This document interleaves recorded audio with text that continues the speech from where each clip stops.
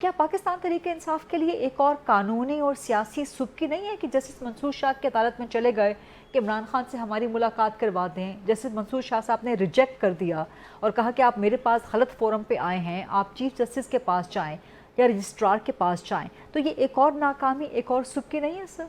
ये सुबकी की बात नहीं है। पता नहीं क्यों आप हर इस किस्म की चीज़ पर गौर करते हैं।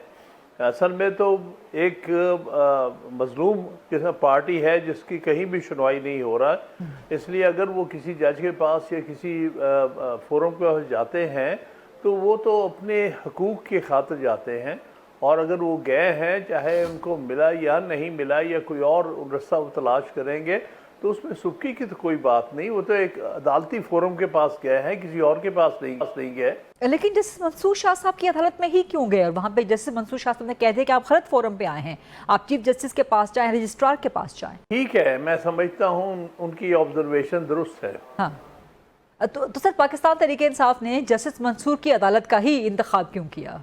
देखिए, इसका मुझे नहीं पता और मैं नहीं समझता कि इसके पीछे कोई ऐसे अनासर हैं जिससे कोई किसी किस्म की बदनीयती कही जा सके। हरगिज़ नहीं। मंसूर अली शाह साहब जो हैं ये इस वक्त सीनियर प्यूनी जज हैं कोर्ट के, और जब चीफ जस्टिस बाहर होते हैं तो वो एक्टिंग चीफ जस्टिस होते हैं। उनके पास जाना कोई ऐसी गलत बात, ये कि ऐसी अनयूजुअल बात नहीं है कि जिस पर हैरत का इजहार किया जाए। लेकिन सर बदनीयती का लफ्ज़ मैंने कम से कम इस्तेमाल नहीं किया, मैं तो सिर्फ जानना चाह रही हूँ क्योंकि इसकी एक हिस्ट्री है पाकिस्तान तहरीक इंसाफ की जस्टिस मंसूर शाह साहब के साथ, और फिर जो सुप्रीम कोर्ट में जो कुछ होता रहा। लेकिन चीफ जस्टिस साहब, correct me if I am wrong, वो पाकिस्तान से बाहर तो नहीं है, वो तो लाहौर में है। कोई बात नहीं, अगर लाहौर में है, लेकिन इस्लामाबाद में तो वही सीनियर जज अवेलेबल थे ना। अगर पिटीशन कर दी तो उसमें कौन सी ऐसी बात होगी?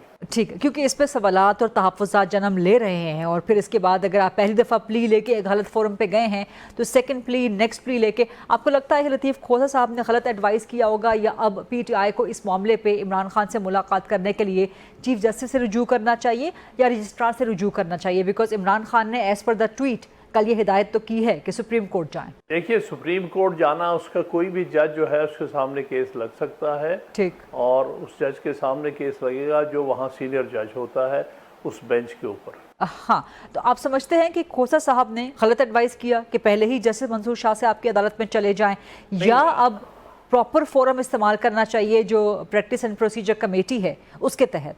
मैं नहीं इस पर कोई कॉमेंट करूँगा। हर वकील अपना बेस्ट एडवाइस करता है, जज उस पर कैसे रिएक्ट करता है ये एक अलग बात है, लेकिन वकील अपनी जो बेस्ट एडवाइस समझ के करता है वो करता है, उसके मुताबिक वो फिर अमल भी करता है और पिटीशन भी फाइल करता है। अगर वो पिटीशन एक्सेप्ट नहीं होती तो उसका मतलब ये नहीं है कि वकील ने ठीक मुनासिब तरीके से एडवाइस नहीं किया गया। एडवाइस जब आप करते हैं तो उसका कुछ भी रिज़ल्ट हो सकता है, लेकिन बात तो ये है कि आपकी समझ में जो बेहतर कोर्स ऑफ एक्शन है वकला वही अपने क्लाइंट को सजेस्ट करते हैं। इसलिए मैं इसमें खोसा साहब के बारे में कोई बात नहीं कहूँगा, उन्होंने अच्छी नीयत से एडवाइस किया होगा। बिल्कुल ठीक सर, मैं जानना ये चाह रही हूँ कि अब पाकिस्तान तहरीक इंसाफ के पास सेकंड ऑप्शन क्या होगा, या वो सेकंड ऑप्शन क्या अडॉप्ट करेगी? क्या प्रैक्टिस एंड प्रोसीजर कमेटी के तहत पिटीशन डालेगी, चीफ जस्टिस के पास जाएगी? जाना चाहिए, क्योंकि इमरान खान की हिदायत एज पर द ट्वीट तो मौजूद है कि सुप्रीम कोर्ट आप जाएँ मुलाकात करने के लिए, बजट के मामले पर मुझसे मुलाकात करने के लिए सुप्रीम कोर्ट से आप इजाज़त लें। तो अब PTI को क्या करना चाहिए सुप्रीम कोर्ट में? देखिए, जिस तरह उन्होंने कहा उसी तरह करेंगे, लेकिन चूंकि ये मामला मैं नहीं हैंडल कर रहा तो इसलिए बेहतर है कि उनसे पूछा जाए उन वकील से जो कि इस केस को हैंडल कर रहे हैं।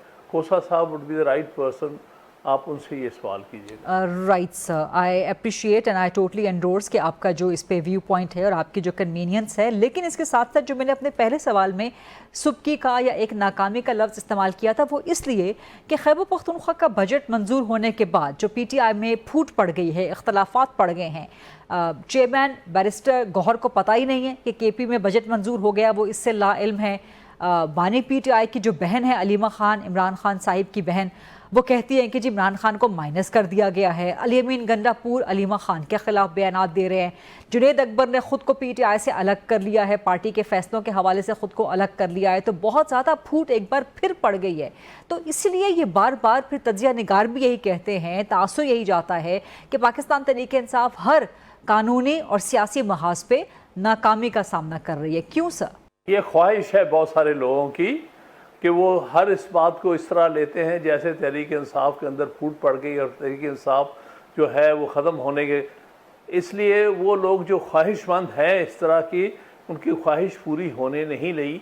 ये पाकिस्तान की सबसे पॉपुलर पार्टी है, सबसे बड़ी पार्टी है और सबसे मजबूत पार्टी है। इसलिए इख्तलाफात हर पार्टी के अंदर होते हैं, इख्तलाफात से पार्टी बिखर नहीं जाती, पार्टी मजबूत होती है। हर जमहूरी पार्टी के अंदर इख्तलाफात होते हैं, लिहाजा इन इख्तलाफात को आउट ऑफ प्रपोर्शन आप बढ़ा के पेश करके ये कोई खुशी ना महसूस करे कि देखें जी तहरीक इंसाफ जो है वो तकसीम हो गई है, इसलिए दूसरी पार्टियों का फ्यूचर बेहतर हो गया है, ये बात हरगिज़ नहीं है।